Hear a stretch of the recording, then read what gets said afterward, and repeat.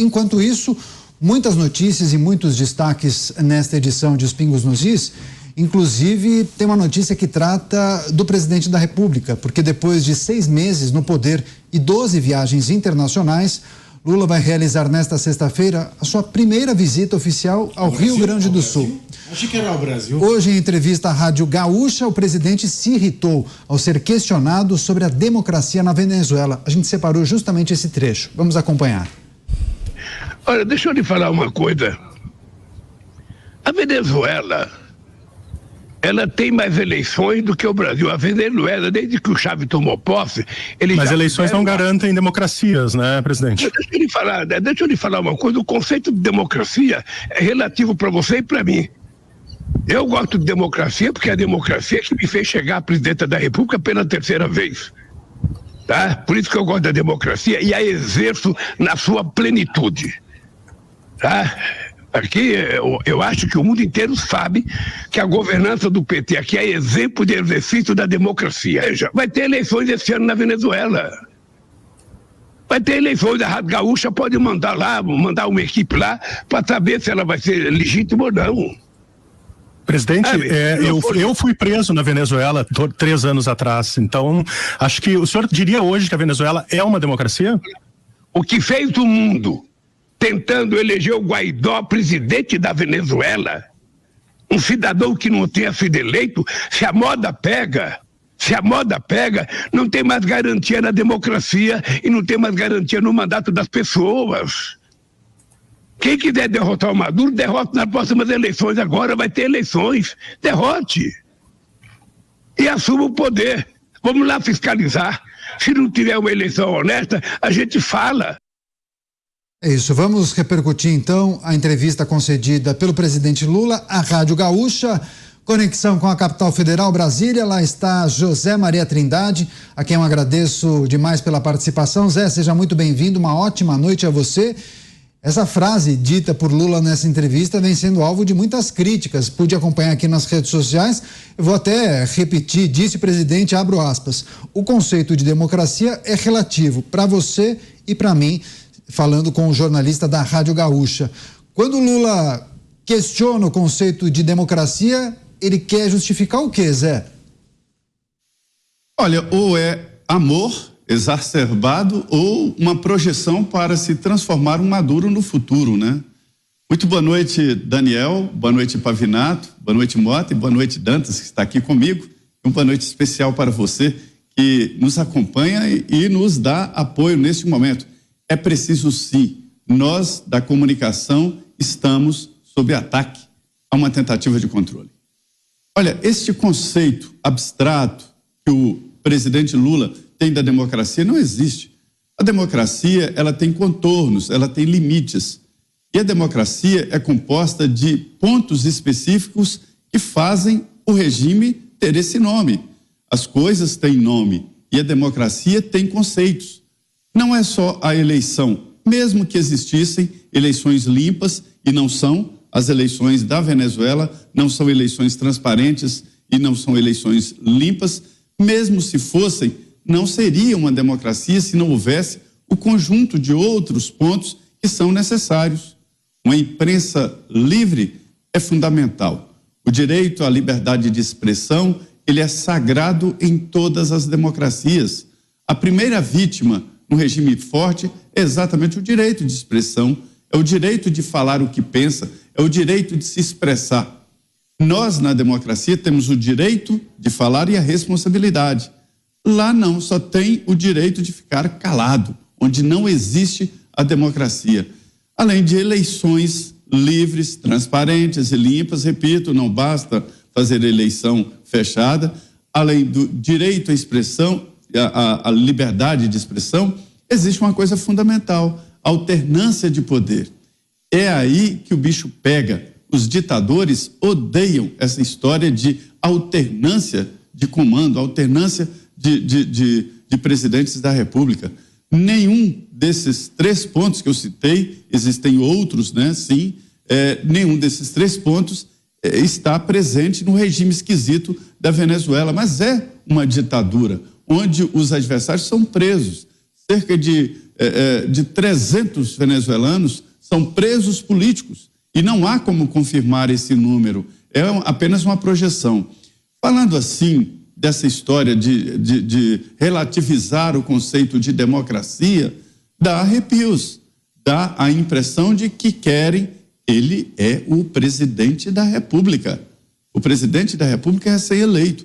Dá uma ideia de que ele quer também relativizar a nossa democracia aqui no Brasil e que acha muito lindo e muito bom o que está acontecendo na Venezuela, onde os venezuelanos correm para vários países, para o Brasil também, mas para outros países, e alguns que ficam lá são mortos. Imagens de gente comendo cachorro, de gente tirando carne do lixo.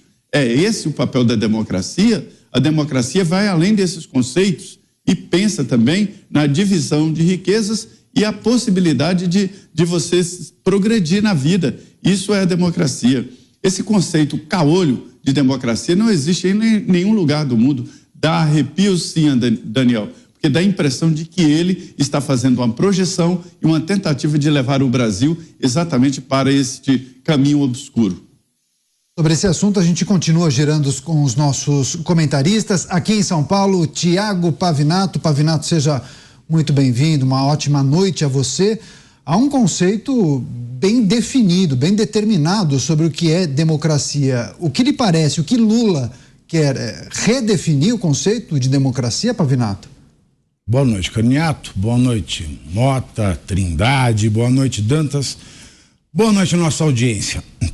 Lá vem a professorinha do direito falar alguma coisa aqui, e eu prometi a mim mesmo que não ia me irritar com o Lula e adjetivar coisas que ele diz, mas não dá para escapar. Então eu vou tentar ser mais técnico. O que o Lula disse é: democracia eu gosto porque na democracia eu ganho. Se eu não ganhasse, não é democracia, não seria democracia. Portanto, a democracia para Lula é o regime em que ele é presidente. Quando ele não é, é golpe. Quando ele não é, é golpe. Quando ele não é, é um complô das elites. Mas quando ele é presidente, é democracia. E é engraçado porque o professor Ives Gandra da Silva Martins trouxe ontem aqui um dado do relatório do Observatório Belga das Democracias e mostra que o Brasil está longe de ser uma democracia mínima. É um projeto de democracia. E quando ele diz que ele é a pessoa mais democrática do mundo, tendo dito ele que não há conceito de democracia, porque tudo que é relativo não é um conceito. Você não consegue fechar um conceito, um significado. Então, se ele é um democrata e ele diz que o significado é relativo, ou seja, não há um conceito, qualquer um pode ser democrata. Gengis Khan é democrata, Mao Tse Tung é democrata, Hitler foi democrata, Mussolini foi democrata. Afinal de contas, se democracia é um conceito relativo, vira a dança do pega, estica e puxa da festa da Xuxa. Você faz o que bem entender. E terceiro, o PT faz a democracia na sua plenitude. Eu tenho mais medo ainda. Por quê?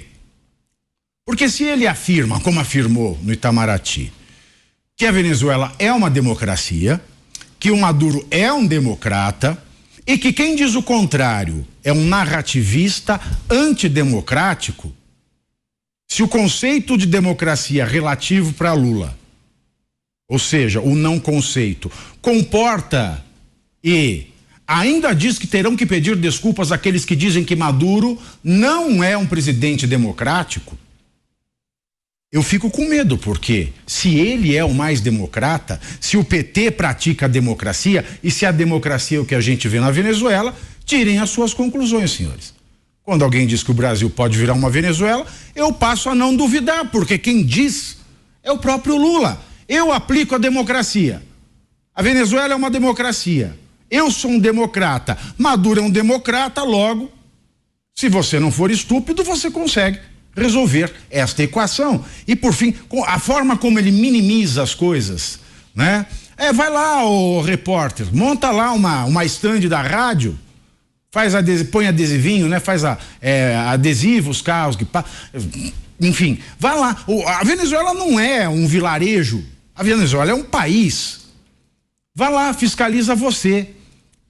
Ele minimiza, simplifica as coisas de uma maneira que só é enganado quem realmente tem uma azeitona sem carne, só o caroço no lugar do cérebro. Quanto à democracia, eu queria finalizar com esse conceito. Nós temos em Benjamin Constant um discurso famoso feito na França no século XIX. Ele falava da liberdade dos antigos e a liberdade dos modernos, e eu tomo a liberdade de fazer um discurso rápido e paralelo sobre a democracia dos antigos, a dos atenienses, e a democracia dos modernos. Como é que funcionava a democracia dos atenienses e a dos modernos? Por que se chama democracia o nosso regime? Invocando a denominação que foi criada em Atenas, lá há mais de 500 anos antes de Cristo. Bom, existe na história da humanidade 3 conceitos que nós confundimos hoje, mas que foram diferentes em determinadas etapas da história. Ser humano é uma coisa, cidadão é outra, pessoa é outro conceito. Em Atenas, quando nós temos lá no século V a.C., a democracia ateniense, ser humano significa homem, mulher e criança. Cidadão é o homem nacional que é livre e chefe de família. E pessoa, naquela época, significava divindade. O termo prósopo. Prósopo era uma máscara que as pessoas usavam em sessões de incorporação de deuses. Captou? Captou. Com o Império Romano e a ascensão da Igreja como religião oficial do Império, lá no final, lá pelo século XVI, nós temos ainda as noções de ser humano como homem, mulher e criança, o cidadão, que continuava sendo o homem nacional, livre e chefe de família, mas a partir de um certo momento, quando a filosofia cristã ela é compreendida, uma bula papal, se eu não me engano, do Papa Paulo VIII, usa o termo pessoa para se referir a homens e mulheres, ou seja, a filosofia cristã ela diviniza o ser humano. Então o ser humano ele passa a ser pessoa. E é a partir desta assimilação de ser humano e pessoa que o ser humano passa a ser a mesma coisa que o cidadão. A mulher constrói-se aí. Isso vai demorar na história, mas é a partir desta concepção, dessa filosofia cristã, que uma mulher, uma criança e um homem serão pessoas e, portanto, serão cidadãos e passarão a gozar de direitos e deveres. E a gente vê o esplendor disso muitos séculos depois, com a Declaração Universal dos Direitos Humanos, muito embora na Revolução Francesa já se falasse da mulher e da criança como cidadãos, a própria Declaração de Independência dos Estados Unidos tenham mencionado isso, é só com a Declaração Universal dos Direitos Humanos de 48 que nós vemos em sua plenitude aquilo que começou com o direito canônico, quando um papa chama o ser humano de pessoa.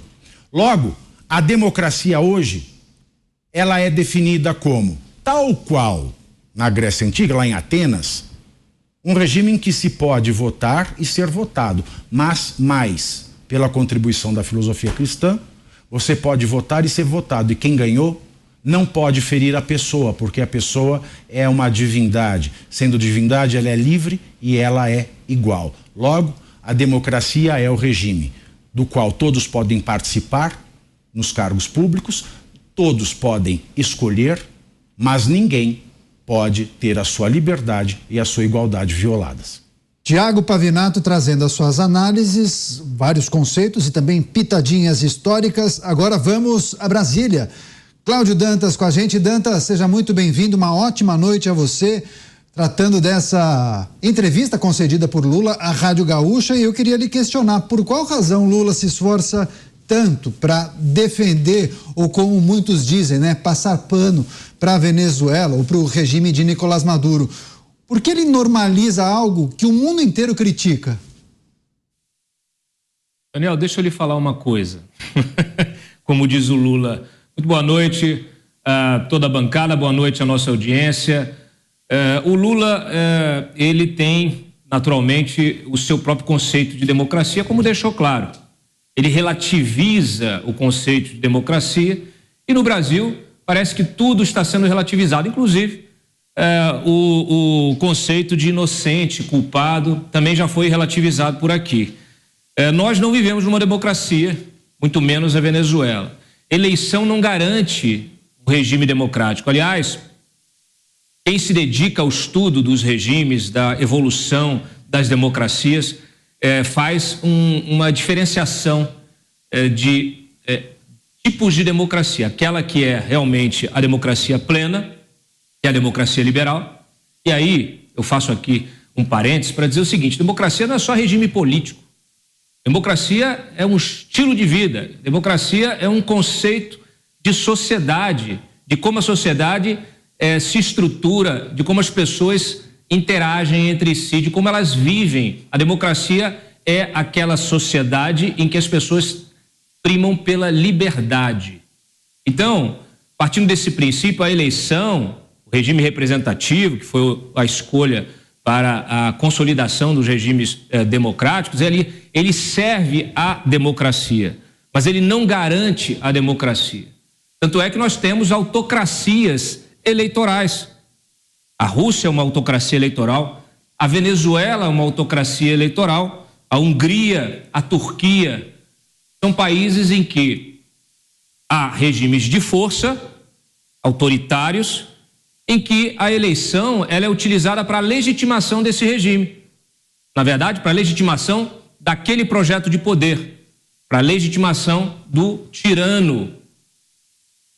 Eu vi o Hugo Chávez fazer plebiscito, inclusive na Constituição que ele fez, que ele colocou, repetir, fez 2, 3, 4 plebiscitos, participou de várias eleições. Eu já ouvi essa conversa do Lula lá atrás, quando eu cobria política internacional, já entrevistei o Chávez quando ele era vivo, e essa conversa sempre foi a justificativa para o fechamento cada vez maior desse regime lá na Venezuela.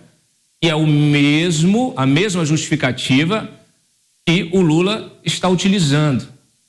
É sintomático, como disseram já aqui o Zé Maria e o Pavinato. Então, o que nós estamos vendo, regimes que se legitimam com eleições que são fraudadas. O Lula falou, você vai lá na eleição, acompanha a eleição na Venezuela que você vai verificar se ela foi fraudada. Claro que foi fraudada. A última eleição do Maduro, ele comprou os votos da população de forma clara, utilizando o cadastro de benefícios sociais, como se fosse o Bolsa Família aqui, o cadastro para poder autorizar as pessoas a votar, e utilizou as suas milícias para guardar cada um dos postos eleitorais, fazendo o quê? Fazendo esse assédio violento. O Maduro já matou muita gente lá, já prendeu. O que ele... Aliás, você quer testar a democracia? Faz a seguinte pergunta. Faça-se a seguinte pergunta, ou faça ao próprio Lula. Parabéns aí ao jornalista que entrevistou. Onde estão a oposição em Cuba, Venezuela, Nicarágua, Rússia, China e Irã? Onde estão os opositores nesses países, se não mortos e enterrados, em valas comuns na maioria das vezes, ou presos, ou expulsos do país? O PT de Lula parabenizou a última eleição de Daniel Ortega, em que os 5 concorrentes de Daniel Ortega não estavam no país, ou estavam presos, porque foram expulsos, e se pisassem no país seriam presos. Que tipo de eleição é essa?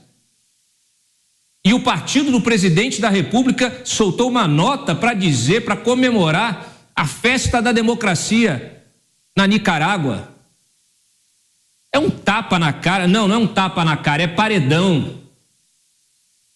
Essa gente está brincando com as nossas vidas. E o que me irrita, o que me indigna, é justamente a passividade e, pior, o endosso que é feito por boa parte dessa mídia festiva, por boa parte dos nossos congressistas e autoridades e lideranças políticas e integrantes do judiciário, de vários poderes, que endossam essa narrativa.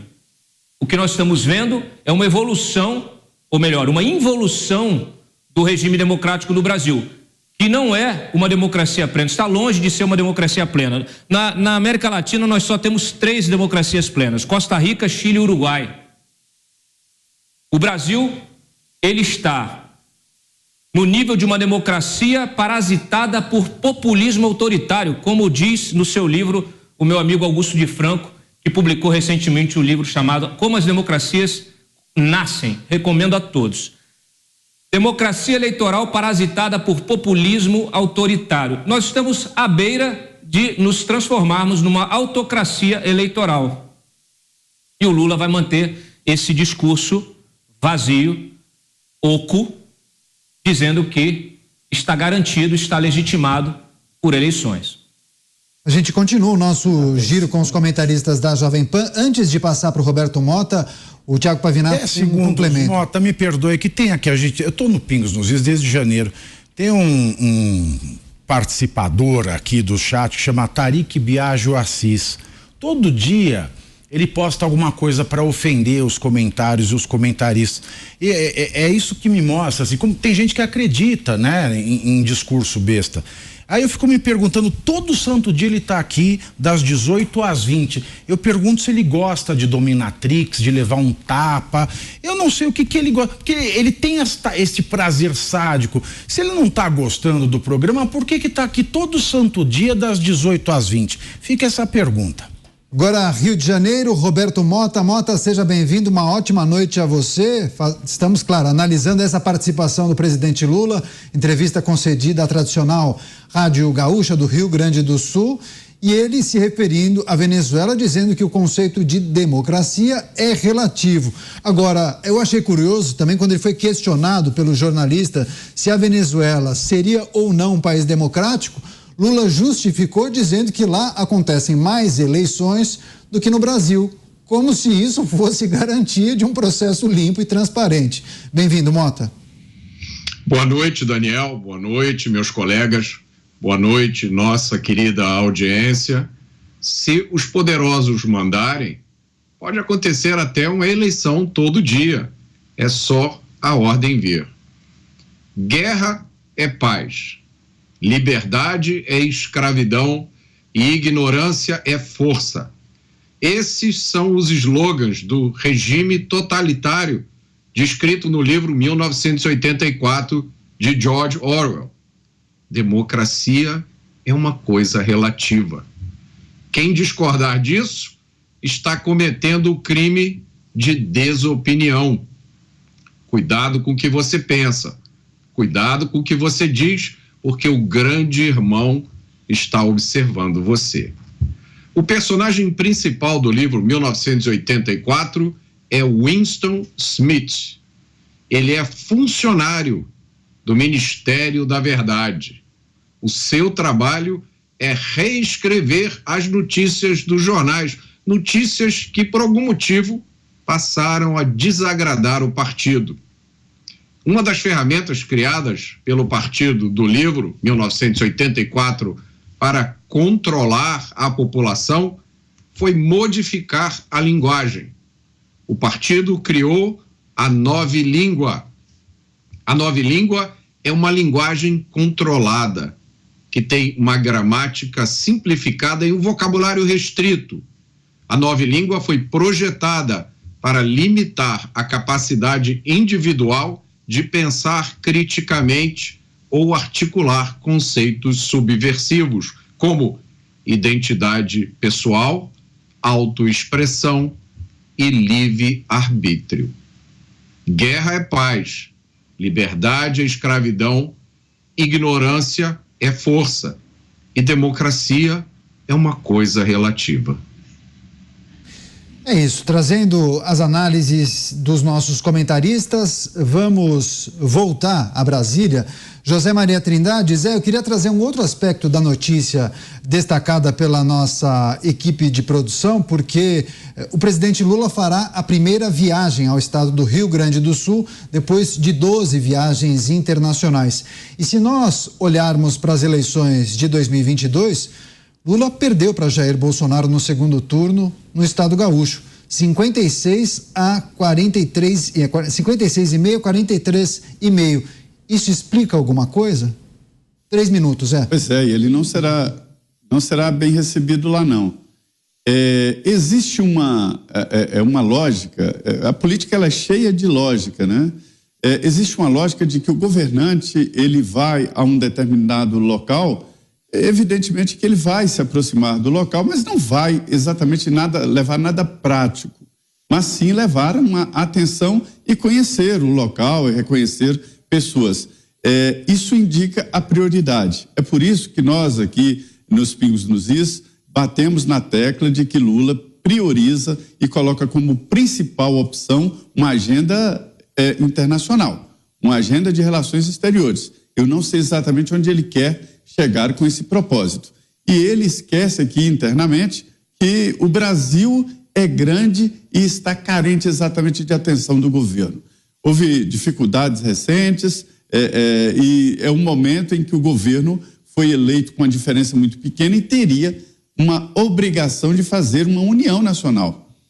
E assim que tomou posse no Palácio do Planalto, era obrigação de Lula, diante da diferença muito pequena da vitória dele, mostrando um país dividido, de pregar essa união, e ele está jogando isso pela janela. A ida dele ao Rio Grande do Sul será um passo importante, porque ali ele vai conhecer, inclusive, o tamanho da oposição que anda pelo Brasil, né, falando de Lula, como está o governo, e fazendo críticas procedentes sobre a paralisação, sobre o empacamento do governo, sobre a dificuldade de lidar com coisas básicas, e aquela história de que aquele Lula antigo do primeiro mandato e do segundo mandato já não existe. É um Lula diferente, rancoroso e que está fazendo um planejamento e uma estrada para um Brasil pior.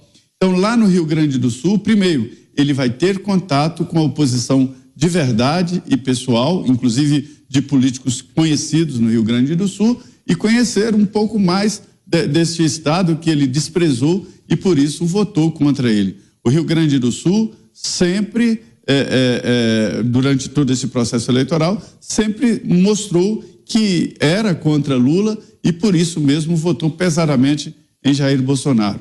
Lembrando que o Rio Grande do Sul já foi dirigido, Porto Alegre já teve prefeito em várias oportunidades do PT, mas o Estado em geral votou contra Lula e é bom que ele vá mesmo lá olhar na cara dos eleitores. Afinal, é preciso que ele governe para todos. Agora, vamos chamar atenção para a enquete do dia, pergunta que nós já publicamos no portal da Jovem Pan News, que é a seguinte: existe democracia sem liberdade de expressão? Se você puder, entre agora em jovempan.com.br, registre o seu voto e a sua opinião. Das poucas pessoas que entraram, acabamos de publicar, 98,96% das pessoas disseram que não. Então, se você puder, entre no portal da Jovem Pan News e registre a sua opinião. Seguimos com mais análises com o time de comentaristas do Grupo Jovem Pan, agora com o Cláudio Dantas, na capital federal. Dantas, queria também o seu comentário acerca dessa agenda do presidente Lula no estado do Rio Grande do Sul. Ele fez várias viagens internacionais, segundo a produção, 12 até agora. Só depois de 6 meses de governo fará a visita ao estado do Rio Grande do Sul, um estado tão importante, tão representativo para o país. Dá para entender que ele tem uma espécie de receio, já que ele perdeu no segundo turno das eleições, mas ele tem que mudar esse tipo de posicionamento. Afinal, é preciso que um presidente governe para todos, né? Naturalmente, é tudo que se espera de qualquer presidente. Nesse caso da agenda no Rio Grande do Sul, o Lula, como você bem mencionou, ele vem evitando essa agenda porque ele sabe a oposição que ele enfrentará, inclusive nas ruas, como bem disse aqui o Zé Maria. Só que agora ele estava esperando isso, ele tem um discurso. Que discurso que é? Nós temos aí o anúncio que foi feito esta semana do Plano Safra, e nós temos o agro também aí no sul do país, muito importante no centro-sul, a grande produção agrícola do Brasil. Então ele tem estes números, vamos dizer assim, um volume para apresentar, para fazer discurso, dados, elementos, números para poder defender o seu governo. Então ele tem realmente o Plano Safra, que um volume recorde de financiamento ao setor agrícola. Ele também tem, e já está preparando aí, já está na fase final, o anúncio de um novo PAC. Inclusive ele queria um outro nome, mas parece que os marqueteiros do governo estão com pouca criatividade. Aí o PAC 3, que será lançado dentro de poucos dias, retomando várias obras, milhares de obras. Claro que os calendários ainda serão dispostos de uma maneira mais clara, mas retomando diversas obras que estão paradas. É bom que se diga o seguinte: muitas dessas obras foram paralisadas pelos órgãos de controle, de fiscalização e controle, TCU e CGU, especialmente. Nós temos, e pouca gente sabe, nós temos avaliações anuais. O Tribunal de Contas da União, ele faz uma lista de obras com irregularidades e recomenda a sua paralisação. É bom que se diga também que quem determina a paralisação de obras e rompimento de contratos é o governo. Obras federais, o governo federal. Falo isso aqui para mencionar que existe uma narrativa tentando justificar a quebradeira do Brasil na crise econômica promovida pelo governo Dilma. Existe uma narrativa de se culpar também as investigações da Lava Jato. A Lava Jato quebrou o país. Esse é o discurso que o PT faz a cada esquina, a cada entrevista que qualquer um dos seus ministros, autoridades fazem. Só que isso é uma inverdade. Isso aí é uma inverdade. Por quê? Porque a Lava Jato não tinha competência. O pessoal gosta de falar de incompetência lá da 13ª Vara para suspender obras. Então, não tinha nenhuma competência, era incompetente efetivamente para suspender obras federais.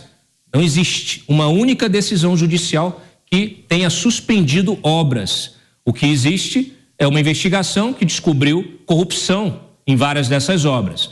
A fiscalização do Tribunal de Contas, que ampliou muitas vezes as investigações da própria Lava Jato e descobriu até cifras ainda maiores do que aquelas descobertas lá no Paraná, também recomendou a suspensão. E a decisão final de suspender essas obras foi tomada lá no governo Dilma. Isso inclui especialmente as refinarias de Abreu e Lima e do Comped, as maiores, aquelas que deveriam ter sido feitas, poderiam estar ajudando a baixar o preço do combustível agora, mas que não foram feitas por quê? Porque seu custo ficou caro, alto demais. Por causa de quê? Por causa da corrupção. Mas voltando aqui à agenda do Lula. O Lula agora, então, ele quer usar esse discurso para poder tentar se reabilitar com o eleitorado sulista. Então, o que se espera é a promoção de uma agenda positiva para poder ele conseguir efetivamente fazer uma coisa que ele não faz há muito tempo, que é sair às ruas do país. É isso, sobre esse assunto, só para fechar, o Pavinato tem um comentário, é isso, Pavinato? Eu achei engraçado que ele vai para lá amanhã, né, por volta das 11:30 da manhã, e vai ficar menos de 6 horas no Rio Grande do Sul. O Brasil é o mesmo país da piada pronta, porque ele vai ficar, né, que compra, que usa a senha, usa os ternos mais bem cortados, as grifes mais desejadas, ele vai entrar e sair bem rapidinho, talvez porque ele não goste de farroupilha.